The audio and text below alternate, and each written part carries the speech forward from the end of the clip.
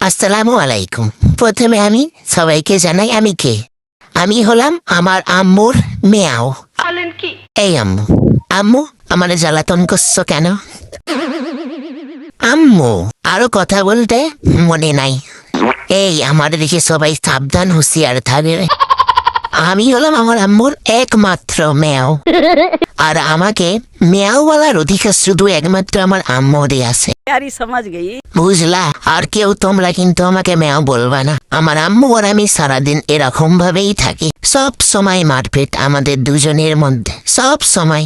যখনই দেখবে তখনই দৌড়াদৌড়ি মারামারি, চিল্লাপিল্লি, আমরাই এরকম করি। আর আমি আমার আম্মুকে সব থেকে বেশি ভালোবাসি, আর আমার আম্মু আমাকে সব থেকে বেশি ভালোবাসে। বুঝেছো?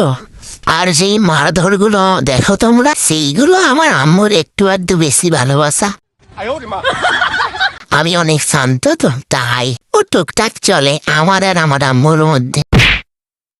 আমিও খিমচি দিই, আমার আম্মু ঢাস ঢাস করে আমারে দেয়। দেখো আমার আম্মুর জামাটা আমি কামড়ে ছিঁড়ে তছনছ করে দিচ্ছি। এরকম কর্মের তো ফল একটু পেতেই হবে না, তাই একটু আধটু আমাকে ঢাস ঢাস করে দিয়ে দেয়, আর আমি খুশি মনে ম্যাও ম্যাও করে খেয়ে নিই।